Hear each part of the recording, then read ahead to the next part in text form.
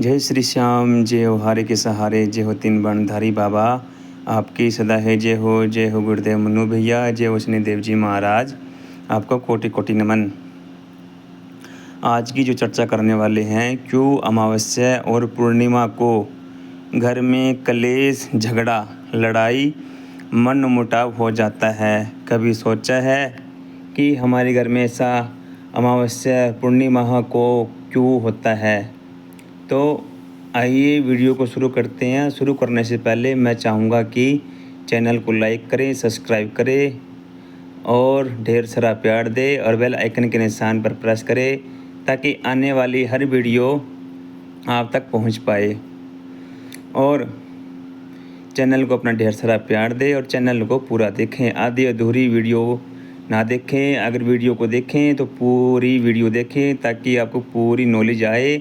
आधी अधूरी अगर आप वीडियो देखते हैं तो आपको नॉलेज नहीं आएगी, आपको इतना पता नहीं लगेगा, बीच में ही कट जाएगी। जो मेन बातें होती है वो बीच में रह जाती है।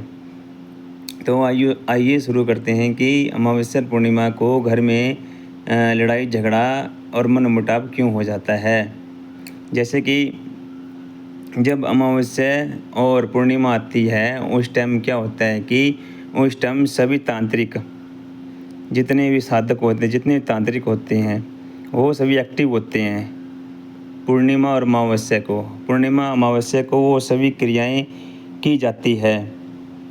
और पूर्णिमा और अमावस्या को ही मंत्रों को सिद्ध किया जा सकता है। जो भी कोई मंत्र है, उस मंत्र को अगर हम एक महीने में यानी कि 41वां महीने में हम उसको सिद्ध करने में लगा देते हैं, काफ़ी टाइम लगा देते हैं, तो उसको पूर्णिमा या अमावस्या को अगर आप 1 घंटा भी करते हैं, संकल्प लेकर 1 घंटा भी करते हैं, तो आप उस मंत्र को सिद्ध कर पाते हैं।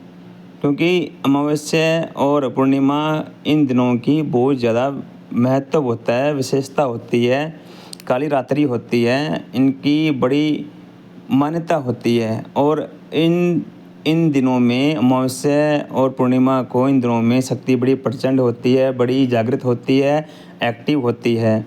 जब आप कोई भी मंत्र अगर आप जाप करते हैं, अगर अदरवाइज अगर आप और दिनों में अगर आप कोई साधना वगैरह करते हैं, कोई हनुमान जी की साधना करता है, कोई बालाजी की साधना करता है, कोई माँ काली की साधना करता है, कोई भैरव बाबा की साधना करता है, कोई धोने वाले बाबा की सेवा करता है, तो और दिनों में तो 41 दिन का समय भी लग जाता है और सिद्ध होता भी है। और गुरु के देख रेख में अगर कोई साधक साधना करता है तो वो सिद्ध हो जाता है। अगर गुरु की देख रेख में अगर गुरु ही नहीं है और यूट्यूब से देखा, मंत्र लिया और लग गया, तो वो सिद्ध नहीं होता। उसका जो उसके शरीर में और कोई चीज़ एंटर हो जाती है, नेगेटिविटी एंटर हो जाती है, उसके मलिन पित्तर उसके शरीर पर कब्जा कर लेते हैं, उसके शरीर पर बिंदु रूप में चलने लगते हैं। स्टार्टिंग में धीरे धीरे करके उसके पूरे शरीर को कब्जे में ले लेते हैं और अपने अनुसार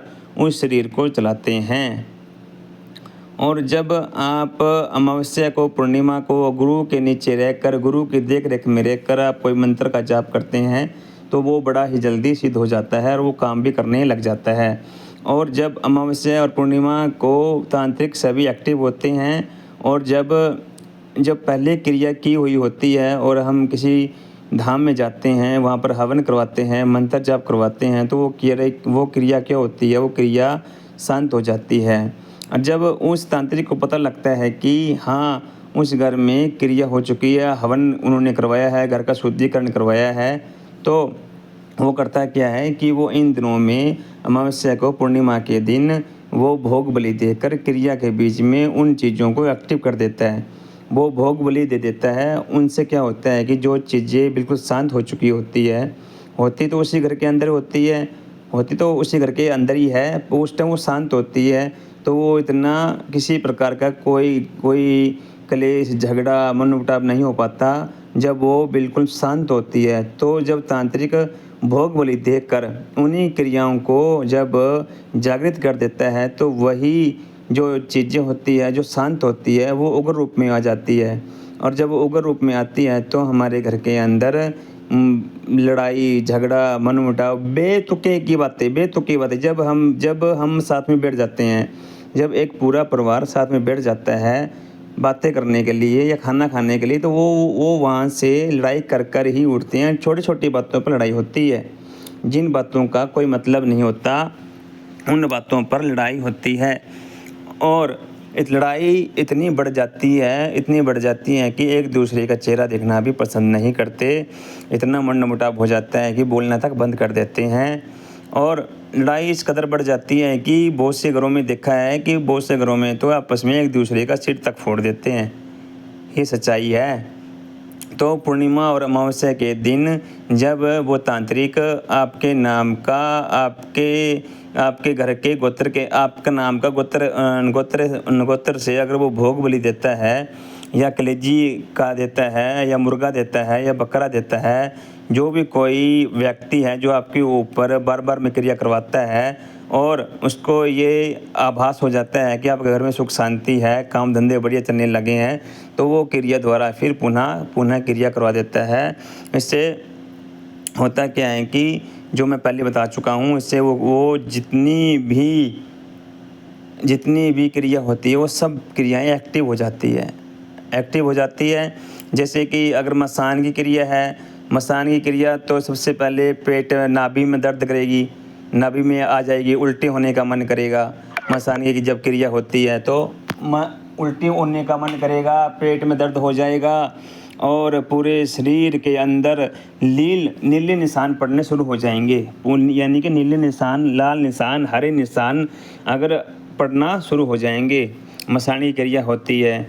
और जब ये मसान और मसानी जो लक्षण होते हैं वो सेम से ही होते हैं, इनमें कोई फ़र्क नहीं होता, ये सेम लक्षण होते हैं। और अगर आपको ऐसा लग रहा है कि हमारे घर में लड़ाई हो रही है, झगड़ा हो रहा है, वो भी अमावस्या और पूर्णिमा का दिन जो पितरों के दिन होता है, तो हमारे घर में ये चीज़ें हो रही है, तो आप सावधान हो जाए और हो सके तो अपने घर का शुद्धिकरण करवाएं, क्योंकि ये क्रियाएं करने वाला बार बार करता है।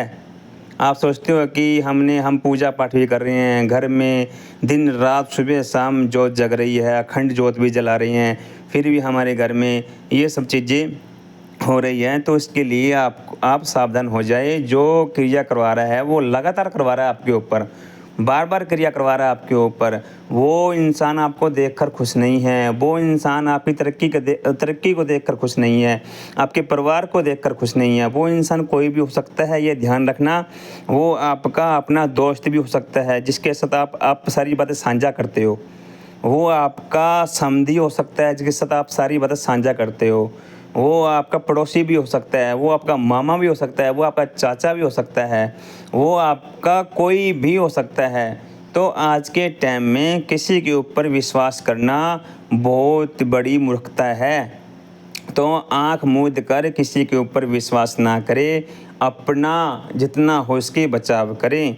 और अगर आपको ऐसा लग रहा है कि जोत कर रहे हैं, पूजा पाठ कर रहे हैं, हवन कर रहे हैं, हवन करते करते भी हमारे घर में ये सब क्रिया हो रही है, तो आप सावधान हो जाएं, क्योंकि क्रिया करवाने वाला बहुत ऊंचे लेवल की क्रिया को करवा रहा है। और वही परेशानी, वही सिस्टम आपको दोबारा देखने को मिल रहे हैं। तो आप ऐसे धाम में जाएं, ऐसे गुरु के शरण में जाएं जो आपकी समस्या का समाधान कर दे। जैसे कि मैं एक धाम का नाम बताने जा रहा हूँ, वो आप बड़ी ध्यान से सुनना।